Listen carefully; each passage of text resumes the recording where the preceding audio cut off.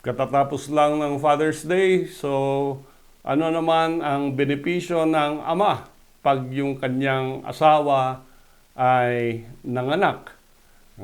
Pag ang misis ang nanganak, meron siyang maternity leave, meron siyang SSS benefits, being paid the full salary during the period of the leave, etc. Maraming benefits from the law. Doon sa ama, wala bang benefit? Meron din. At ito yung tinatawag na paternity leave. Ito yung Republic Act number 8187. At dito sa batas, sabi, every married male employee in the private or public sector is entitled to paternity leave provided that he is cohabiting with a legitimate spouse at the time of marriage, no?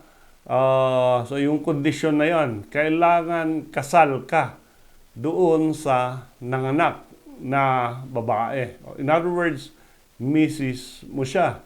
And pag live-in, ibig sabihin, it does not apply to you.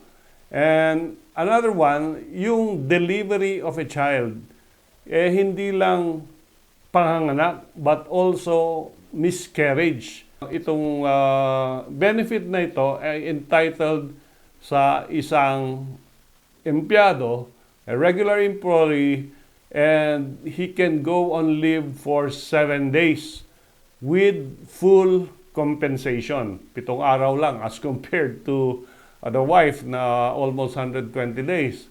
And of course, the purpose of the law is for the father to care and support the wife during the initial stages, yung recovery from childbirth or miscarriage, no? This is in coordination with the expanded maternity leave law din para sa mga babae. And yung mga employer na ayaw magbigay ng paternity leave sa kanilang employee ay merong mga penalties, no? Especially to those who refuse to grant this benefit pursuant to law. Merong fine or imprisonment ito. And ito ay in recognition of the fatherhood responsibilities na binibigay ng ating bansa sa lahat ng tatay dito.